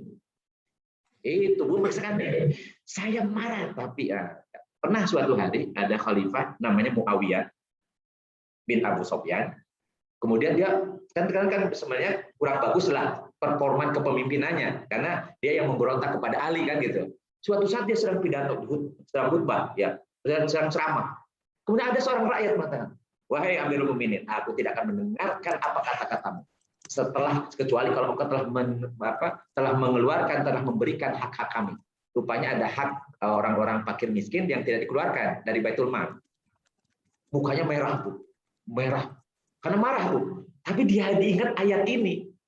Ya, Muawiyah ini ingat ayat ini yang kadiminal goedo, karena beliau ingin masuk surga. Ingin masuk surga gitu. Akhirnya beliau turun dari mimbar itu. Beberapa saat kemudian balik lagi dengan wajah yang sudah bersih dan sudah bekas air wudhu. Kemudian beliau mengatakan, benar apa yang dikatakan oleh Rasulullah SAW, bahwa marah itu berasal dari setan, dari kalangan jin, dan setan itu Allah ciptakan dari api. Api itu bisa padam dengan air. Maka kalau kalian marah, berwudhulah. Dan aku tadi marah ketika Anda mendengar mengatakan seperti itu, dan sekarang saya sudah reda marah saya karena tadi sudah berwudu. Tadi silakan, siapa tadi yang rakyat yang tunjuk jari, silakan ambil hakmu gitu. Nah, jadi kalau abang lagi marah, ambil air wudu, Bang. Ambil air wudu. Ya gitu, baca istighfar, ambil air wudu. Kemudian kalau masih marah juga bisa jadi tambah mandi gitu ya, atau bisa sholatlah gitu, sholatlah dan tenangkan, balik lagi. Ya Allah, jadikan kedoliman orang itu menjadi kebaikan bagiku. Ya Allah, kedoliman orang itu menjadi pahala bagiku. Ya, pahala karena aku bisa sabar, aku bisa nahan emosi. Jadikan kedoliman orang itu mengakibatkan aku menjadi naik tingkat, menjadi layak menjadi penghuni surgamu yang seluas langit dan bumi. Begitu harusnya. Itu mindset kita. Amin. Saya lagi belajar juga, Ustaz, belajar sabar, Ustaz. Jadi Bang Leng belajar sabar. Kadang-kadang ada aja gitu ya, tapi ya tadi ternyata kalau kita nikmati kesalahan orang lain, kemudian kita tadi dia mah berbuat jahat untuk dia juga. Aku nggak boleh melakukan hal yang sama dengan dia. Aku nggak boleh balas. Kenapa? Kalau membalas, aku pun nanti berdosa.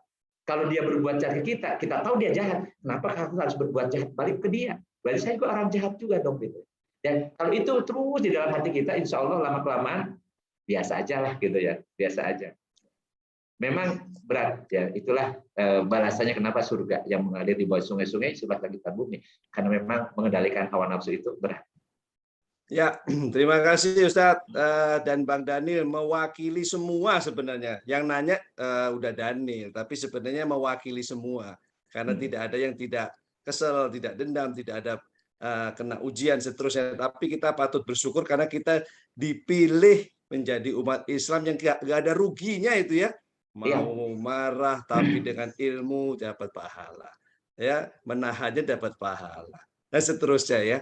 Wah, luar biasa ini. Baik, kita sebenarnya sudah lewat waktunya, tapi kayaknya seru. Kita kasih tambah waktu lagi. Siapa yang ingin bertanya? Langsung, silakan. Bang Faisal mau nanya nggak? Bang Faisal. Atau Kang Arya, Bang Igos. Kalau saya suruh nanya banyak banget ini sebenarnya. Jangan dipaksa nanya. kasih kesempatan. Mbak Titi tuh tunjuk jari. Oh iya, silakan Mbak Titi, tampilkan wajahnya, silakan bertanya. Punten, soalnya lagi rapi-rapi buat besok ya, nggak apa-apa ya Ustadz ya. Oh iya, silakan. Silakan. Ya, Pak Ustadz, ini saya sekedar meyakinkan saja gitu ya. Kebetulan kan saya sering memandikan jenazah gitu ya. Nah, alhamdulillahnya, walaupun saya nggak kenal, banyak yang ada yang kenal, ada yang enggak ya sama hidupnya. Tapi banyak yang nggak kenal. Ketika memandikan itu, selalu ada kayak semacam apakah itu jiwanya, rohnya, kayaknya kalau ada sesuatu dalam hidupnya yang kurang pas, itu pasti dia seolah membisikkan kepada saya, tolong dong bilangin dulu kayak ke anak saya atau suami saya gitu ya. Dan saya kadang-kadang ini yakin bener nggak ya, apa cuman perasaan saya karena ngelihat jasadnya gitu kan.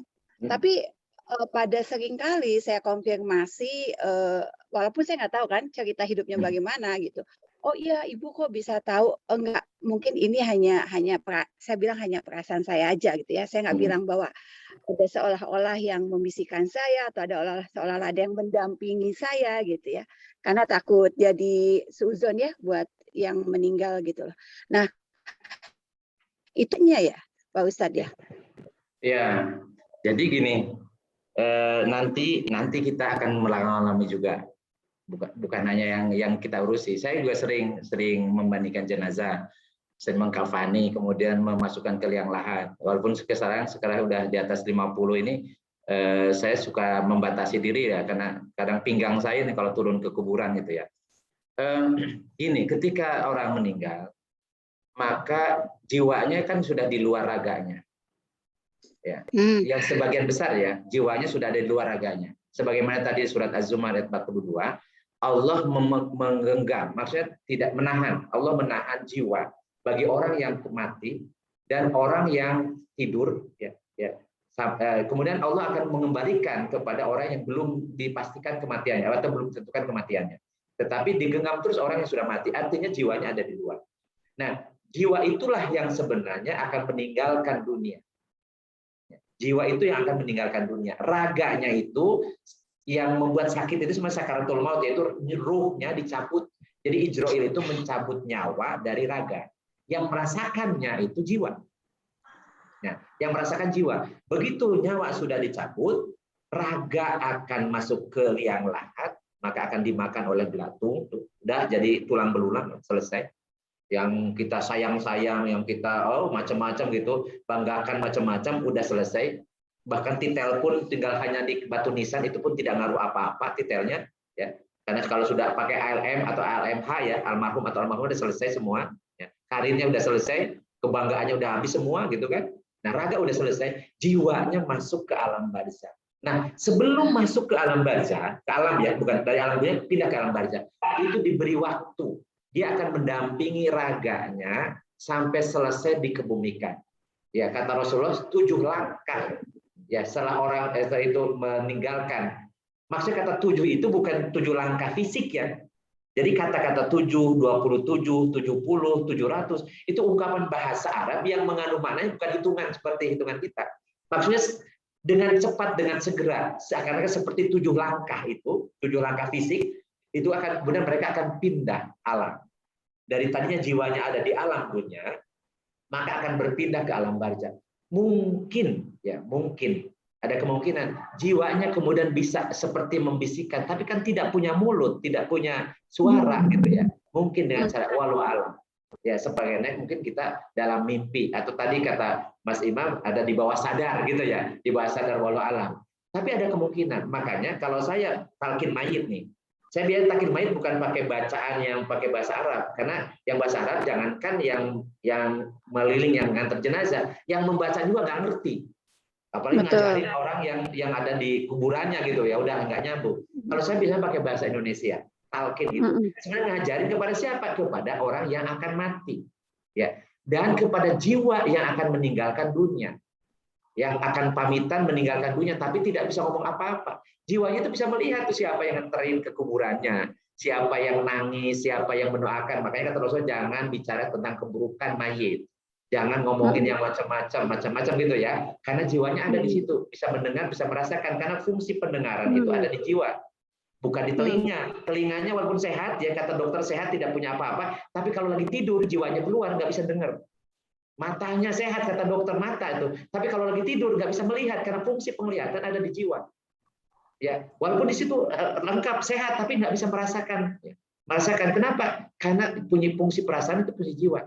Makanya ada orang yang bilang sakit hati, diomongin gini, saya sakit hati banget gitu ya. Tapi begitu diperiksa sama dokter penyakit dalam, oh hati Bapak ini livernya sehat Pak, tidak kena kanker, tidak kena macam-macam. Tapi sakit hati saya. Nah sakit hati itu apa sebenarnya? Itu sebenarnya jiwanya. Ya jiwanya yang merasakan itu jiwanya. Oleh karena itu tadi kalau misalnya ada seperti itu, misalnya Mbak Titi pernah seperti ini, mungkin iya, mungkin tidak, karena ini bagian dari sesuatu yang gaib, kita juga nggak tahu. Tapi ketahuilah bahwa orang yang meninggal sebelum jenazahnya dikuburkan masih ada di alam dunia, dia masih mendampingi raganya sampai selesai dikuburkan, maka kemudian akan pamitan, cuma tidak bisa kedengaran kepada orang-orang kedua keluarganya, dia akan balik kembali kepada Allah di alam barzakh yang isinya hanya jiwa saja tanpa raga. Jadi Bapak Ibu yang masih ada di dunia nggak perlu pakai sesajen supaya nanti waktu yang sudah meninggal datang gitu, nggak perlu karena mereka tidak punya raga lagi, tidak perlu kopi manis, kopi pahit, bubur macam-macam pakai sesajen, nggak perlu. Kenapa? Karena raganya sudah nggak ada, tidak cuma jiwa doang, tapi yang dibutuhkan dari mereka adalah doa. Karena jiwa itu menunggu. Idza mata ibnu Adam in qata amalu illa bisalasin, apabila anak Adam meninggal, semua aktivitasnya putus kecuali 3, sedekah jariyah, au ilmin yuktafau bih, au waladin sholihun yad'ulah. Sedekah jariyah, anak soleh yang mendoakan, dan ilmu yang bermanfaat. Maka mumpung kita masih hidup sekarang, banyak sedekah jariyahnya, banyakin didik anak supaya anak-anak kita soleh. Kalau ataupun kita tidak punya anak biologis, maka di situ sabda Rasulnya pakai kata nakiro, awaladun solihun pakai tanwin. Jadi anak siapa saja, tapi kita bina menjadi anak soleh, maka doa anak yang soleh yang kita biayai, yang kita bina menjadi anak soleh, itu akan sampai ke kepada kita doa. Dan ilmu yang bermanfaat. Ajarkan ilmu sekecil apapun ilmu kita, ilmu yang baik itu untuk bisa menjadi investasi kalau kita sudah meninggal, sehingga kita dapat kiriman dari pahala orang berbuat baik karena ilmunya itu diajarkan oleh kita ketika kita masih hidup di dunia. Begitu kira-kira. Saya kira udah cukup ya Mas Imam ya, insya Allah. Iya Mbak Titi, saya yakin pengen nanya lagi ya. Ya, terima kasih Ustaz. Terima kasih Mbak Titi pertanyaannya ya, mudah-mudahan terjawab tadi ya. Baik, waktu kita sudah lewat ini ya, dan saya tidak panjang-panjang menyimpulkan, tapi menanyakan Ustadz, ini seri 1 masih berlanjut seri 2, seri 3 atau bagaimana tentang materinya Ustadz Syam ini? Saya ngikutin panitia aja. Jadi kalau mau kemudian diselang-seling boleh, mau misalnya saya ini saja nanti yang lain gantian yang lain tuh monggo. Kalau mau saya berseri juga insya Allah kalau saya punya waktu saya siap.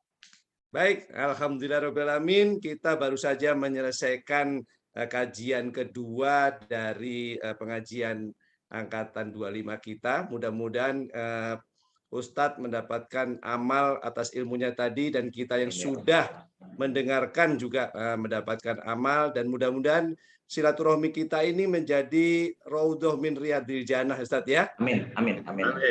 Ustadz, terakhir tolong dipimpin doa penutup. Baik. Baik. Bismillahirrahmanirrahim. Allahumma shalli wa sallim wa barik ala sayyidina wa habibina wa karimina wa dhukrina wa maulana Muhammad. Salim radhiyallahu tabaraka wa ta'ala an kulli sahabat Rasulillahi ajmain. Amin rabbal alamin. Alhamdulillah rabbil alamin. Hamda syakirin, hamda na'imin, hamda yuwafi ni'ama wa yukafi'u mazidah. Ya Rabbana lakal hamdu kama yanbaghi li jalali wajhika wa 'azimi sultanik.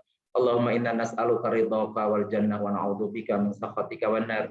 Allahumma anfa'na bima 'allamtana wa 'allimna ma yanfa'una wa zidna ilman nafi'an. Allahumma yassir lana umurana kullaha wa la tu'assir alaina. Allahumma hasil maqasidana. Allahumma inna hadzal qur'ana jundum min junudika tusibu bihi amman tasha wa tusrifu bihi amman tasha fasrif anna wa an ahlina wa an buyutina wa an biladina wa an biladil muslimina amma. Allahumma ihfadh wa anta khairu hafidha. Allahumma inna na'udzu bi kalimatillahi tammati min syarri ma khalaq. Rabbana taqabbal minna innaka antas samiul alim wa tub 'alaina innaka antat tawwabur rahim. Rabbana atina fid dunya hasanah wa fil akhirati hasanah wa qina adzabannar. Wa sallallahu ala sayyidina Muhammadin wa ala alihi wa sahbihi wa barik wasallam. Subhanakallahumma wa bihamdika asyhadu an la ilaha illa anta astaghfiruka wa atubu ilaik. Subhana rabbika rabbil izzati amma yasifun wa salamun alal mursalin walhamdulillah. Assalamualaikum warahmatullahi wabarakatuh. Baik, demikian kita tutup majelis kita. Sudah ditutup dengan doa tadi oleh Ustadz. Saya kembalikan kepada hostnya Kang Arya. Assalamualaikum warahmatullahi wabarakatuh. Waalaikumsalam warahmatullahi wabarakatuh. Terima kasih banyak Pak Ustadz Sam dan Mas Imam ya. Terima kasih sekali lagi juga kepada teman-teman semua. Insya Allah apa yang disampaikan Ustadz Samsudin bermanfaat. Dan kita akan ketemu 2 pekan lagi, kemudian akan agendanya akan disampaikan kemudian. Baik, terima kasih Pak Ustadz Sam dan semua yang hadir teman-teman. Sampai ketemu lagi. Dan besok kita ada kelas bahasa Arab ya Ustadz Sam ya. Kita ketemu lagi. Terima kasih. Arya, maaf, doa kafaratul majelis dong. Tadi dibaca. sudah ya Ustadz ya? Sudah lengkap. Sudah ya? Sudah lengkap. Sampai doa anti corona bahkan tadi ya. Iya, corona ada. Aku nggak denger itunya.